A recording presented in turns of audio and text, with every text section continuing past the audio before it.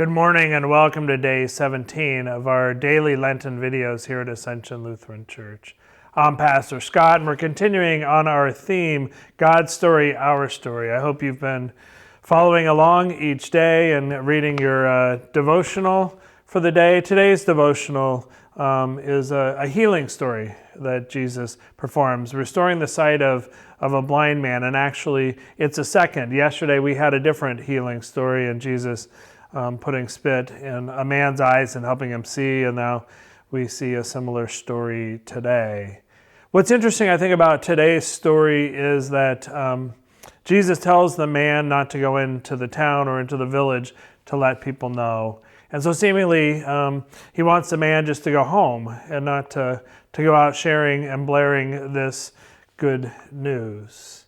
I don't know about you, but when I have good news, sometimes it's hard not to share that with other people. But I got to be honest, sometimes when you do share with other people, you can be disappointed by how they respond. What is good news to you may not be good news to them. What's good news to you may be about the team you root for doing well, which means another team lost. It may be that somebody you love and care for won an election, which means somebody else lost. It could be any sort of thing. One of the things I have found at times when somebody tells me good news, sometimes it's hard for me not to get jealous or think, well, why did that happen to them and didn't happen to me? Or, gosh, it must be nice to have those good things happen to you, and do they wonder if they ever happen to me? Is it easy to be happy for other folks? I'm standing in the narthex because this is a place here at Ascension where we gather, where we interact, where we intersect. We've got all these doors that bring us in from the outside.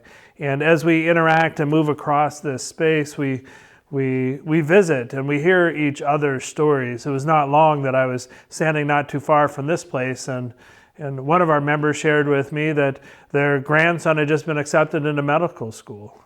How exciting was that?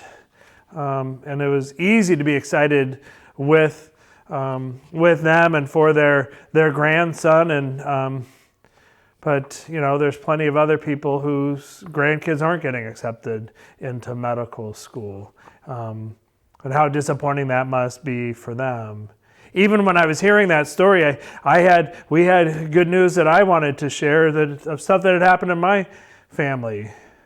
But I was attentive to just being present to hearing their good news and not saying, that's great, well, did you know that we also had this? Because that isn't actually really joining them where they are. It's a matter of one-upmanship that's tempting to do for sure, and it helps us relate to one another. But sometimes just hearing and receiving somebody else's good news is the role I think we should play in a relationship. Hopefully you've received good news, at least occasionally. I think that practice can actually happen even with bad news. When I've been in conversations with folks who said, well, you think that's bad? Well, this happened to me. And all you were looking for was a little sympathy for what happened to you. Being in relationships is certainly a challenge, and maybe that isn't why Jesus told the man to go home. Maybe there was another reason for it. He didn't want his identity to be revealed in this village. But certainly, as I think about how we share good news and how good news is received, how I share and how I receive it, and how I respond, certainly makes me think. Anyway, I hope that's been thought-provoking for you today, as it has been for me, and I look forward to seeing you tomorrow for our next daily Lenten video. Have a great day.